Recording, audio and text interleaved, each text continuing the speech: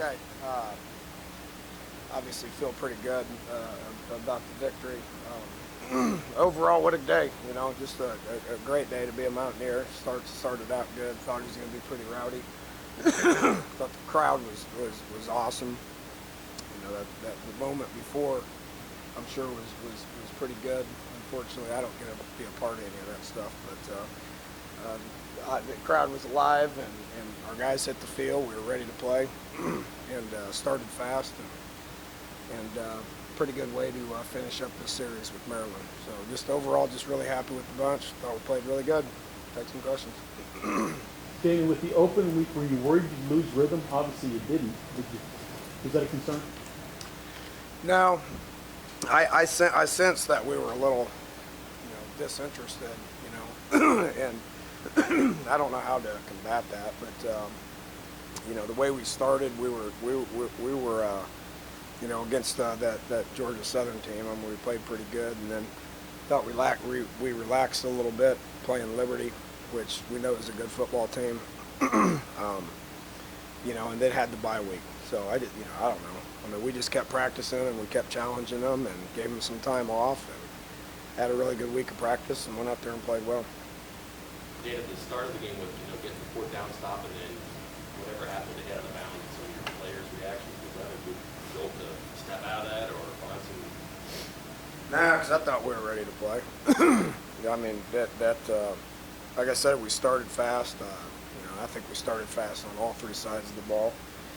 Guys were ready to play, hit the field running, and didn't look back. But we didn't need that to be ready to play. I thought our defense was really good on third and fourth downs all day. That started it. Then offensively, we moved the ball pretty good. So we were ready to play. We didn't need that. To answer your question, we didn't need that to jolt us. I feel like Coach Shell hit the hole a little better. Did. He got challenged pretty good this week and responded. That's the dude that we know he can be. So he was pretty determined. He ran harder, and I don't have stats or anything. I don't know what he ended up, but I felt like he was determined. His mentality was good. He practiced really good towards the end of the week and was ready to go. We need that. We need that every game. And him and Wendell are a pretty good 1-2 punch. And then having Skyler being able to get some yards, it's pretty good for the running game. A couple days ago, you said that 37-0 loss 2 years ago was the worst defeat you've ever sustained in your career. Does this feel like payback? We rectified that in the first half.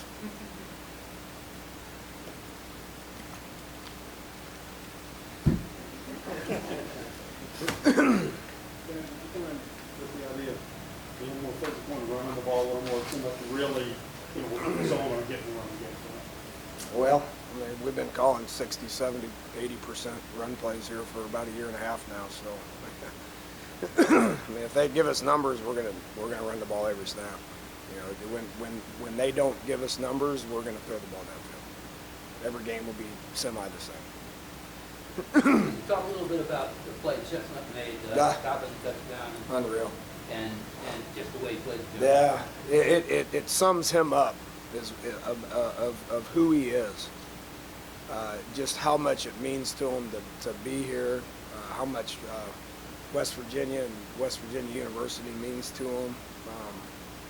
He's been here as long as I have. He's overcame adversity with some tore up knees and stuff, and he is what being a Mountaineer is all about. That kid just tries hard, plays hard, doesn't ever give up. So, for him to chase that guy down and get that thing done on the 1 yard line, to me, just sums up who he is. He's one of our team leaders, and I'm extremely proud of him.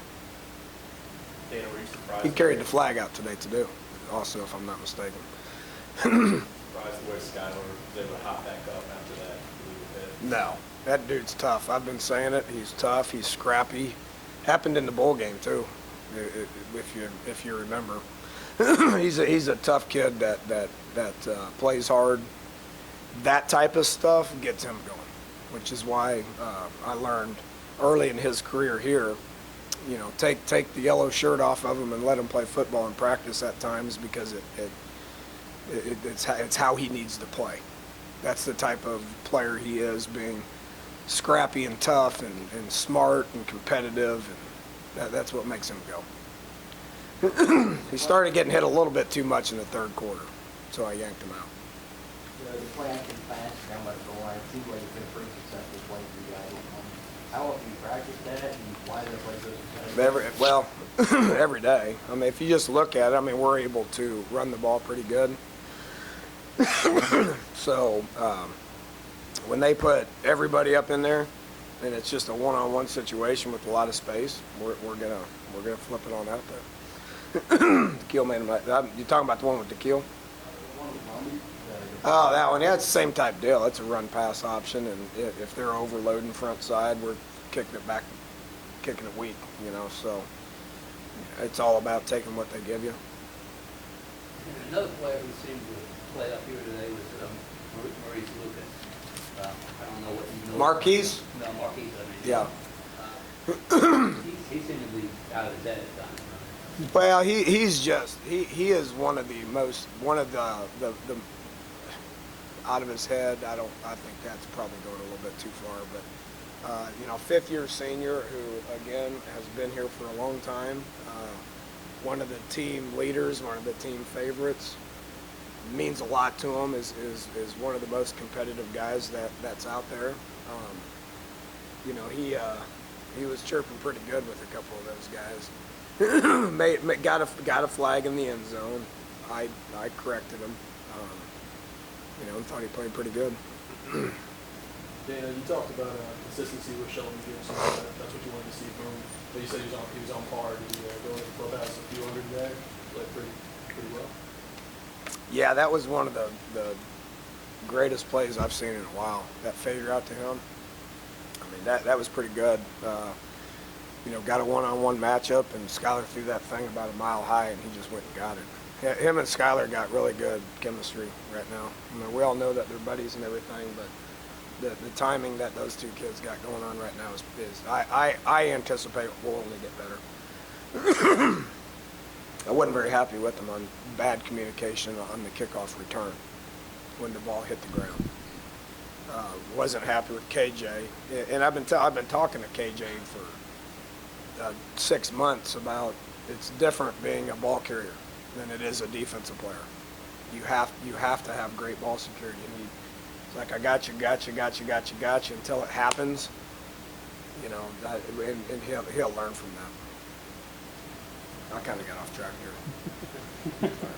here. Initial thoughts on pass protection? Oh, spotty.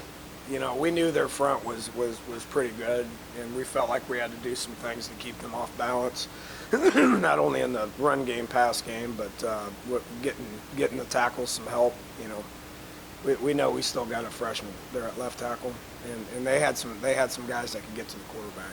99 and 7, those guys can rush. So it was spotty. Skylar was getting hit too many times. You know, whether it was technique or just getting outmanned, I don't know. I have to watch tape.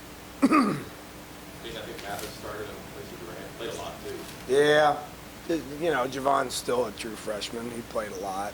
You know, Mathis has been doing some good things. Just felt like he had a more consistent, better week than Javon.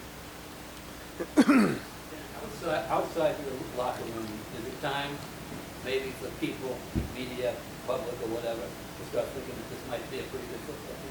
Oh, we're 3-0. We're where I expected to be. We felt like we could be 3-0 from non-conference, and we are. We know it's ahead of us, and it's time to refocus and start thinking about Big 12 a little bit. The next one's going to be at, you know, Oklahoma. Yeah, we're about to go into a 9-game stretch that is going to be pretty challenging. We get that, you know, and we just need to keep improving, keep playing a lot of players, you know, and line up and play ball and see what happens.